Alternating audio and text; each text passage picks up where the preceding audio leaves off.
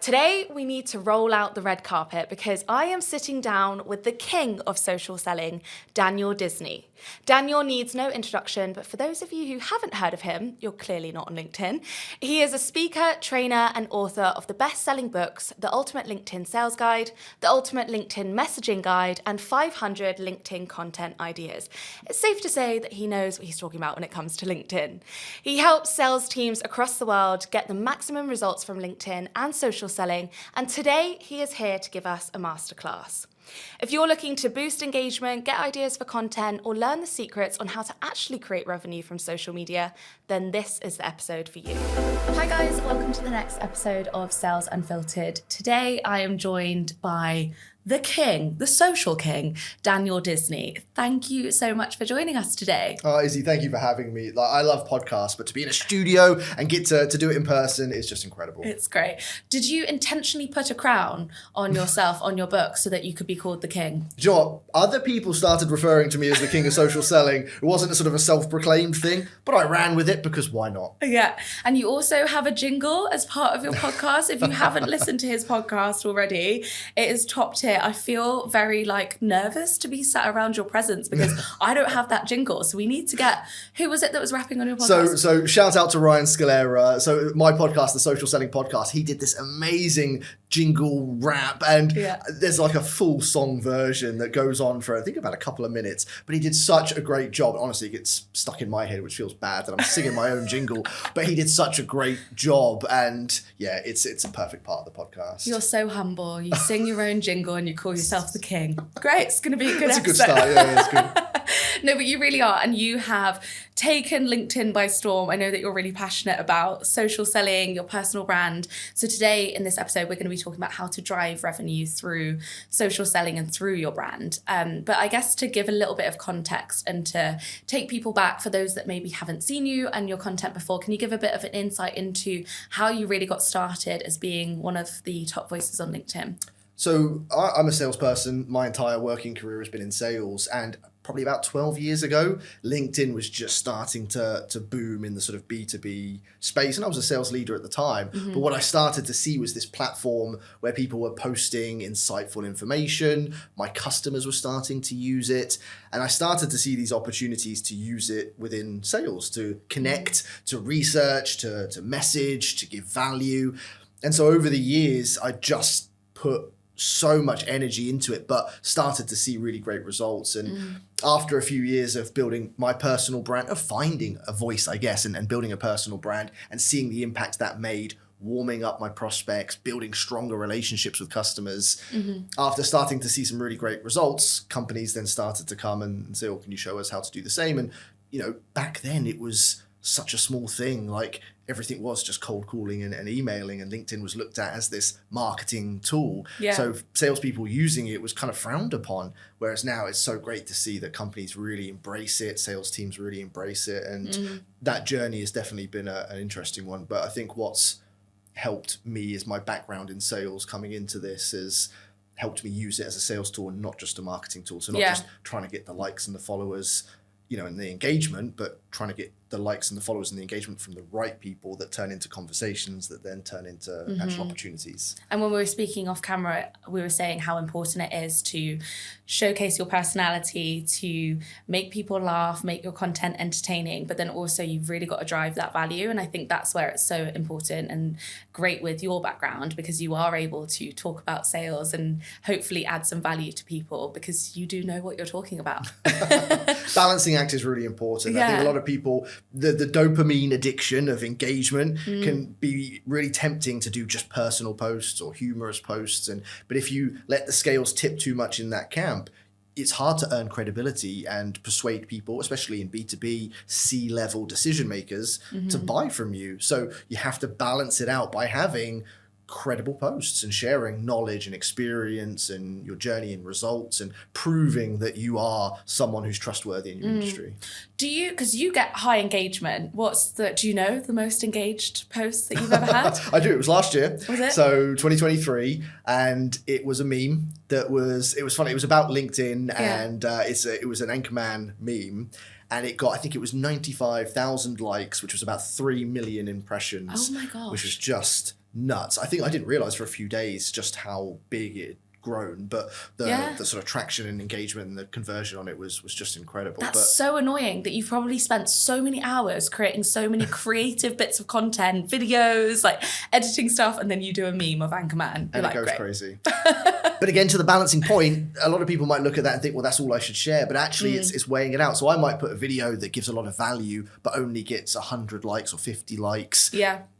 And that might make me think, well, then maybe I shouldn't do the video. But actually, you just want to keep it balanced. Those high engagement driving posts are great because they kind of bring a bit of wave of movement to you. But then countering it with something that might not do as well, but gives even more value, especially credible value, is good because then it balances it out. So it's important to not sort of lean either way. Well, you have to have that substance. And I think LinkedIn is so powerful. If you don't have LinkedIn and you're working in tech sales or any job really, it's the way of people looking at your profile, making sure that you are a human and that you are what you say that you are.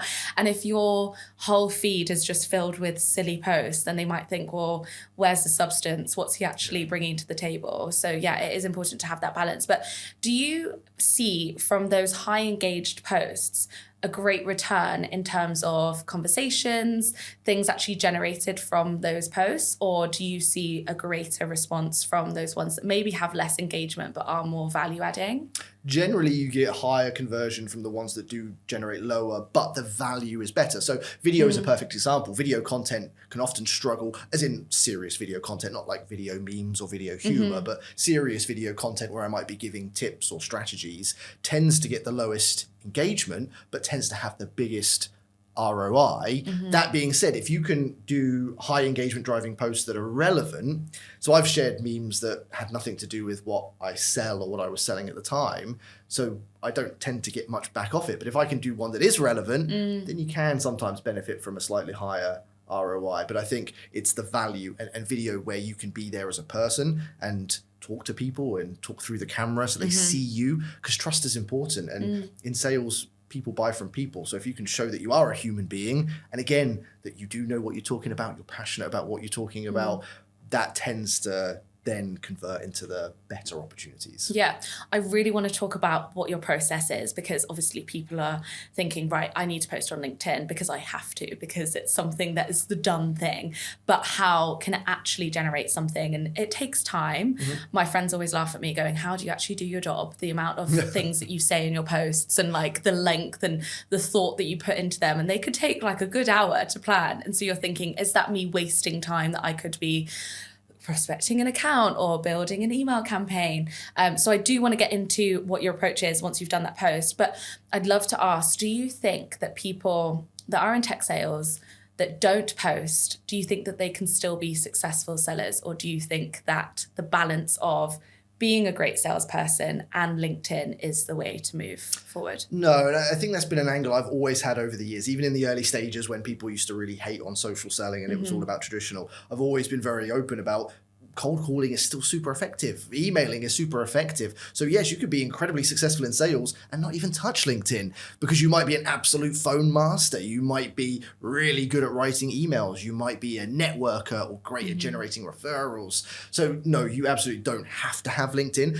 What my argument would be is why you wouldn't do it doesn't really make a lot of sense, because there's, for most people, especially in B2B, there will be some of your customers, probably a lot of them, are going to be using LinkedIn. So why you wouldn't leverage it as a channel? I always look at it as like, imagine you're a fisherman and you've got all these different ponds that you can fish in.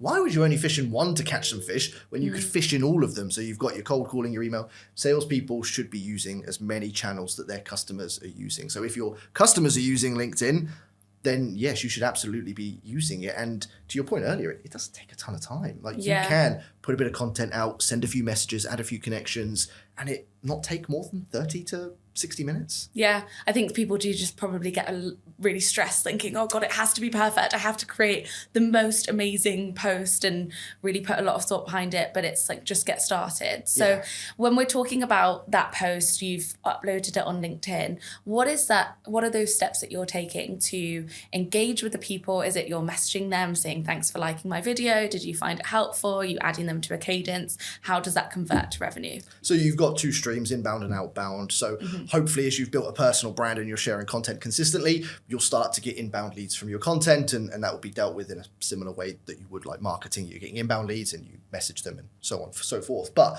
outbound, yes, you are looking at the people that are engaging. So with LinkedIn, you can see who's clicking like or who's reacting, and you can see who's writing comments. And what I would recommend is you filter through and look for people that match your ICP, because if you're generating 50, 100, 200 comments on a post, that's a lot of people to message. And if only 10% are actually relevant to you, I wouldn't want salespeople wasting time just talking to everyone. To try and filter through to look for your ideal customers. And then, yeah, absolutely connect with them if you're not already connected.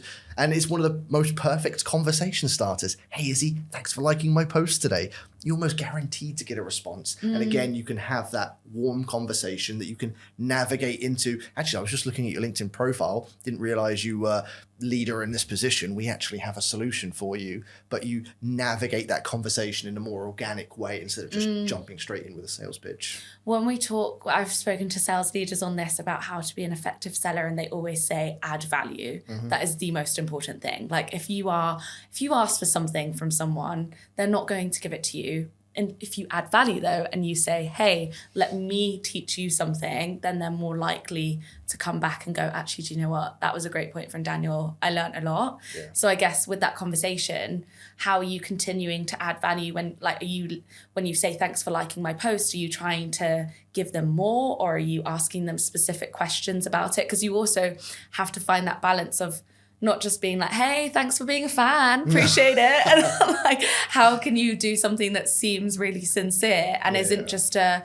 thanks for liking it, and then they reply with a thumbs up and you're like, well, that's lost. Like, how can I actually get a response from them? Yeah, no, it's a really good question. You do want to make it relevant, and it depends on the post. So let's just say you shared a list of your top tips. You can say, oh, thanks for liking my post, which tip really resonated with you, or it could be, here's a topic that's happening in the industry.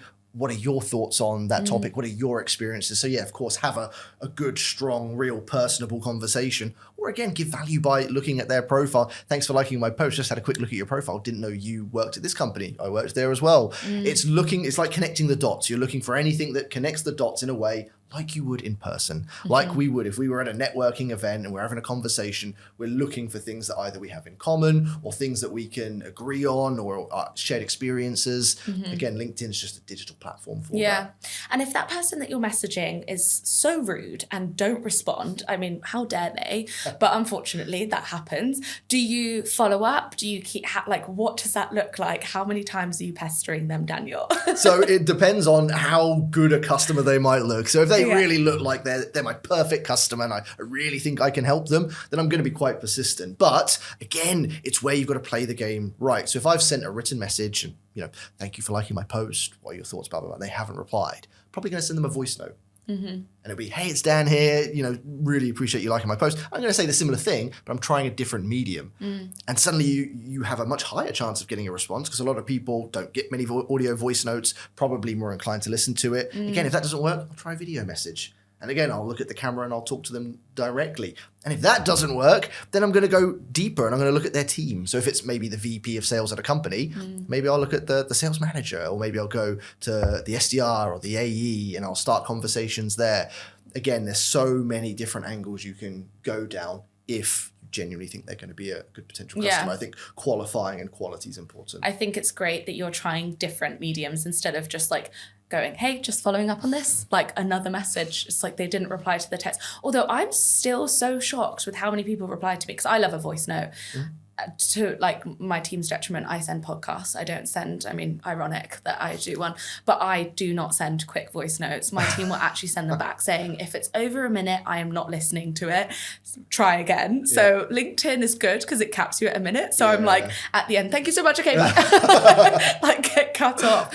But then everybody comes back and goes, wow, that's so creative. I've never received a voice note. And I'm baffled that people aren't doing that more. It just seems to me such a obvious way of like becoming a bit more personal than just, because otherwise it could be just a ChatGPT message. Voice notes have been on LinkedIn for a few years now. And I did a poll last year and I think 7,000 people voted, of which 98% had never sent a voice note, which is just crazy. But it is good, it's easy. And I always look at it as like in between written and video, because doing a video can be quite scary for a lot of people. Getting in front of a camera, some people aren't ready for that yet. But a voice They're not note, all you. They don't. I mean, you and I, we're both pretty comfortable in front of a camera. We're the same. But no judgment. There's nothing wrong with not being comfortable in front of a camera. But a voice note is good because it's more personable. Instead of just words, it's your voice. You can have tone. You can smile, and all these things transfer. But that's what makes video even more effective, because again, you've got eye contact, you've got body language, and all those things that can make that message more impactful. Because you are right, and it's only going to get worse. AI generated messages and things like that, the quality is dropping. So if you can break out and do those sort of extra mile things, perfect way to stand out. Someone from our communities said a genius follow-up. So once you send a video, if they don't respond, message them again and say, am I that ugly that you didn't respond? That's genius. I like that. That's disruptive. That's a Isn't passive it? disrupt right there. I've got to quote her. That was from my girl, Lauren Reeves from Tipalti. She was, nail on the head. Good it was tip, so good. I'm like, because then people are not going to, they will respond and go, oh gosh, no, you're not, you're beautiful, I promise. But it was a great point. Right, so you've given us a bit of insight in how you follow up and actually engage with those people. But for some people, LinkedIn can be quite daunting. And we did mention that you've got to have that balance of humor, your personality, but also value. I'm sure this is very specific to each person and you can't give the perfect scheduling framework. But what does that look like throughout the week? Do you recommend that people should be posting every day? How do they split that up? Where are the best times? And again, probably dependent on the sector that you work in, the country that you live in. Some people say afternoons are better than mornings, Mondays are dead days. What would your tips be on that? So there's so much in there, and it would be wrong for me not to plug it, but my new book is going to come out very soon, and it's all about content. So it's got 500 LinkedIn content ideas. And one of the chapters is, when is the best time to post? And it is one of the most common questions I get. When is the best time? People are looking for that little time that if they post, it's going to go viral and they're going to get a ton of engagement. And about 8 years ago, there used to be best times. Tuesdays and Thursdays, usually around 9 or 12, were the best times. But LinkedIn's changed. LinkedIn used to be a Monday to Friday, 9 to 5 platform. Now LinkedIn is a 24/7 platform. People are on it all day, every day, They're weekends. at the club. It's constant. It's going all the time. It's the new Hinge. It really is. But that means you can post at any point. What is important, it's not about when you post, it's about what you post. Good content posted at any time has the potential to do well. There are some other factors, but the focus should be not on when, but what, and trying to create the best content possible. Now, in terms of like a cadence, you have to really look at what position you're in. If you're new to LinkedIn and scared to create content, me coming in and saying you need to post every single day is not going to help. So start with 1 to 2 posts a week and just find your feet. As you build your confidence, anything up to 1 a day is a good cadence to have, but it really has to be based on your confidence, which will build. Very few people jump in and are ready to post every single day. It can take months or years to get to that point. What's most important is consistency and just showing up on a consistent basis. And as you said, giving value in as many ways as possible. And I think it's so important, as you mentioned, like that trial and error piece with the timings and with the days, but also with the types of content that you're using, the medium, like try a poll, try a video, try a photo. Sometimes text posts without anything actually do really well. I don't think it's this is the golden rule that you must follow this, because it's the LinkedIn algorithm at the moment is stressing us out. No one really knows what's going on. No one ever knows, even the people that proclaim to know. No one knows what the algorithm's doing, because LinkedIn doesn't tell anyone what the algorithm's doing. But what you can do is make observations. But you highlighted a good point, and that's variety. People have different preferences. Some people love a poll. Some people hate them. Some people love a video. Some people hate them. So when you have that variety of content going out, you're reaching your maximum user base. So when you post a video, the people that love videos, you're going to be reaching them. When you post a text post, you're going to reach the people that, when you do a newsletter or a photo. So variety is such an important component of effective social selling, because you are reaching your maximum customer base, which is what we all want. And what is that balance between, and how have you found that balance of showcasing your amazing personality, your family life, where you're from, getting people to know the true Daniel Disney, but then also that professional side, because I don't know about you, and I'm seeing a lot of posts at the moment on LinkedIn and people are starting to say it is not your Facebook page. Like, you still have to be professional maybe you don't, maybe you disagree with that, but I do also feel like it is a business platform, but people, I think, are using it to post content that doesn't necessarily add too much, is my thought. No, so it's what we discussed earlier. It's all about the balance.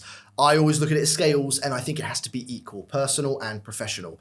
Show them the human being, show them the real person, let them get to know you, because that's what sales and business is all about. But also show that you know your product and service, you know your industry, you've got experience, you've got credibility, you have authority, so that they have confidence in buying from you. That balance is key. Again, when you tilt the scales either way, if you go too professional, chances are your content's probably boring, not very well formatted, and people might see you as credible, but again, there's not going to be a lot of trust or relationship there. Again, if you go too personal, which a lot of people do because sometimes it gets a bit more engagement and, you know, those likes and comments make you feel good, but it doesn't mean people trust you enough to buy from you. And again, especially if you're selling to C-level or senior decision makers, you need to have that perfect balance. And sometimes it's hard. Sometimes people find the personal stuff hard to post. It's not easy putting a selfie on LinkedIn or sharing a personal story. So try and find what's right for you, but I would always try and recommend that 50-50 balance of personal content, professional content. Show them the person that you are, but also show them the credible person you are. Yeah. And we know that people have hardly any patience or time, and we live in a very fast-paced world where people just scroll past, and if it hasn't hooked them, they're not going to read it. Really hard question for you maybe to say like one example, but what would you say is the best hook that you've ever used on a post or that you've seen? Well, you're really right. There are lots more people using LinkedIn. Every single day, more users are coming on, more of them are active, and people are scrolling faster and faster. What it takes to hook someone into your content, it's more and more competitive to do so. The best hooks are the ones that tell you exactly what you're going to get from the post. Some people try and take people on this journey and story, but people need to know, am I going to get some value if I read this or consume this? That's what hooks them in. So I might share a story of a conversation I had with a VP of marketing, or I could start the hook as, here are 3 things the VP of marketing at a $1 billion company told me what's working in 2024.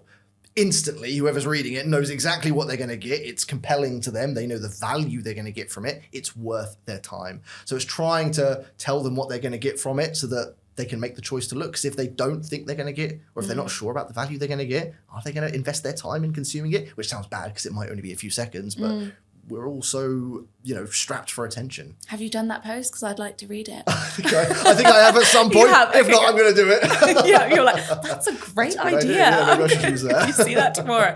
Okay, I mean, this is all really helpful, but I know one of the areas that you're really passionate about and that it's like a genius way of using Sales Navigator, and a couple of tips that you can maybe share with our listeners today on how to harness the power of LinkedIn through Sales Navigator to generate that revenue. Give us your wisdom. Sales Navigator is a beast of a platform, and I always liken it to like going in the gym and not knowing how to use any of the equipment. A lot of people are giving Sales Navigator licenses or they pay for it and they have no idea what to use, but it's full of so many amazing tools. One of my favorites is the insights. Sales Navigator gives you some of the most incredible insights. So as an example of one of them, you can look at the people in a list. So if I'm searching for VPs of marketing, I can filter in so many different ways. I can save the search. I can build a list of my target prospects. It then will filter them and say, off these 100 VPs of marketing, here are the 12 that posted content in the last 30 days. And I can go, it will show me the post, which I can then engage on. So I could say, hey, John, really, really great post. I could send them a message. John, really loved your post. Actually, this was my favorite bit within it. And start that conversation.